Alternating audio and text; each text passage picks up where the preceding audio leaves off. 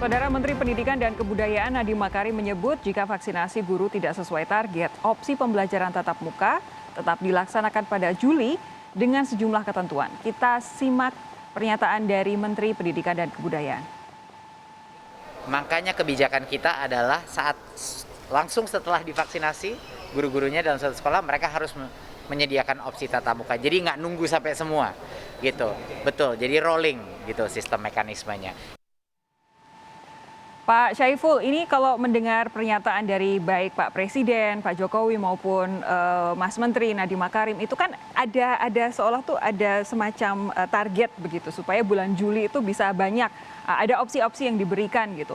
Bahwa ini untuk menjaga psikologis anak-anak kita bisa paham.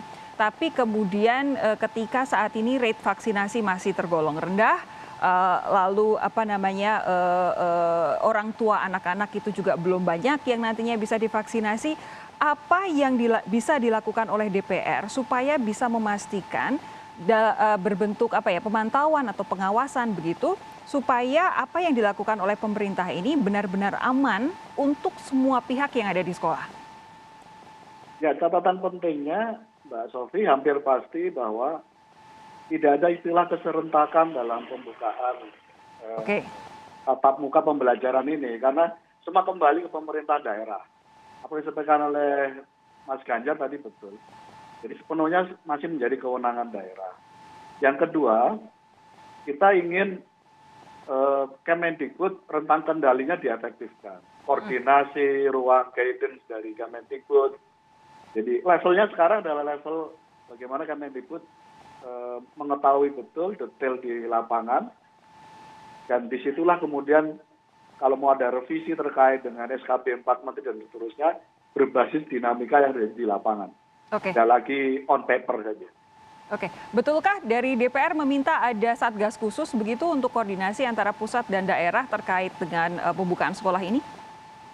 Persis, kita minta Kemendikbud secara efektif supaya day to day bisa mengupdate dan bisa langsung koordinasi dengan pemerintah daerah, termasuk Satgas ini diberi kewenangan langsung ketika ada sekolah yang sudah jelas-jelas walaupun belum melakukan tatap muka, dalam konteks simulasi tiba-tiba ada penularan di situ, otomatis dikasih kewenangan untuk memberhentikan secara sementara di sekolah yang bersangkutan. Ini giliran saya tanya kepada Pak Ganjar. Pak Ganjar begini, sistem pendidikan kita itu kan kita punya Menteri Pendidikan dan Kebudayaan, tapi kalau untuk sekolahnya sendiri, pendidikannya sendiri kan itu otonomi daerah. Nah, ketika Menteri Pendidikan meminta ada opsi untuk dilakukan sekolah tatap muka pada bulan Juli, kewenangan penuh tetap ada di daerah, terutama di Dinas Pendidikan. Bagaimana cara mengkoordinasikan hal ini? Tektokannya seperti apa, dan itu tadi seperti yang disampaikan oleh Pak Syaiful, bagaimana caranya supaya bisa saling menjaga agar siapapun yang ada di sekolah itu aman. Apakah ini nanti berbentuk satgas, apakah itu mungkin menurut Anda jadi salah satu solusi efektif? Iya Mbak Sofi, jadi yang disampaikan oleh Pak Saiful Huda tadi betul. Jadi bukan soal keserentakannya, saya sangat sepakat soal itu. Yang ada adalah situasional pada kondisi daerah masing-masing. Maka apa yang disampaikan oleh Mas Menteri kita terjemahkan. Kami di daerah juga membuat sebuah ketentuan secara rigid begitu untuk kita berikan ke kawan-kawan kabupaten kota. Kabupaten kota mereka ada Satgas Covid yang mereka memantau, jadi apa yang disampaikan oleh Pak Saiful tadi betul, mesti ada, dan kami pengalaman waktu awal-awal COVID lalu kami buat satu simulasi ini, itu laporannya tiap hari, bagaimana perkembangannya dan seterusnya. Maka pada saat kejadian di salah satu SMK Jateng, begitu kami tahu saat itu satu positif, langsung kita stop, kita kunci, kebetulan sekolahnya boarding school, langsung kita masuk. Begitu kita masuk, kita tes semuanya, setelah kita tes semuanya, kita lakukan special treatment, kita tutup langsung. Maka secepat itu yang bisa kita lakukan. Nah, sekolah-sekolah yang kondisinya tersebar itu, maka kita siapkan emergency call-nya itu dengan puskesmas atau UKS di situ yang kita training, sehingga pantauan-pantauan ini bisa dilakukan secara efektif begitu.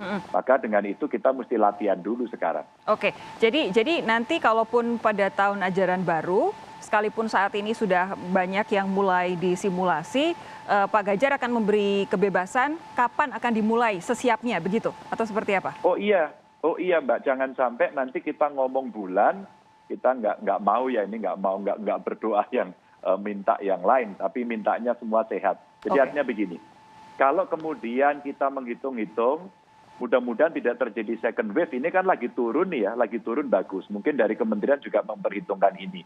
Grafik COVID-nya lagi turun, maka kita mesti siap-siap untuk jemput bola. Namun demikian, seandainya nanti terjadi situasi yang khusus, maka bukan tidak mungkin kita juga akan mengambil treatment khusus. Umpama nih, meskipun masih wacana terus mau ada mudik, kita kan deg-degan juga gitu di daerah. Oke, Pak Miko, begini, tadi Pak Miko sudah memberikan gambaran aman itu kalau misalkan positivity rate-nya di bawah 5% begitu. Tapi kalau misalkan ada atas nama apapun lah, atas nama psikologis anak, kebutuhan anak untuk belajar, sampai ada sekolah yang berusaha sangat keras untuk membuka sekolah tatap muka, apa saja wanti-wanti yang akan diberikan oleh Pak Miko? Ya, jadi seharusnya di kabupaten atau di provinsi, pembukaan sekolah ditentukan oleh satu Diknas, Dinas Pendidikan. Ya, Diknas. Satu Satgas. Satgas harus menentukan, baik itu di kabupaten atau kota dan di provinsi. Kemudian aparat pemerintah. Jadi pemerintah harus ikut menentukan. Jadi 3 komponen ini kemudian menentukan apakah di kabupaten kota atau di provinsi akan dibuka dengan memakai indikator apa. Satu, ya. Yang kedua adalah bagaimana protokol di sekolah yang benar-benar bisa memenuhi menjaga penularan COVID-19. Jadi protokolnya akan ketat. Ya. Jadi fasilitas cuci tangan harus dihitung. Jadi harus ada berapa begitu dia satu kelas gitu. Kemudian tabir di antara anak sekolah begitu harus tersedia. Itu harus dilihat atau diinspeksi begitu. Yang ketiga adalah apakah setiap hari akan didesinfektan. Begitu anak sekolah bubar, desinfektan begitu. Jadi kita menjaga aman sekolah dari infeksi COVID-19. Kalaupun begitu ketat, masih tetap ada penularan begitu. Begitu dia kontak dekat, boom. Ya, artinya terjadi penularan. Gitu. Yang paling penting jangan hanya sekedar checklist ya. Saat ini kan juga kita banyak begitu masuk ke gedung, sekedar tembak pakai termogan, tapi juga termogannya nggak tahu kualitasnya seperti apa. Kadang-kadang tidak betul juga, di tangan nih ditembak gitu.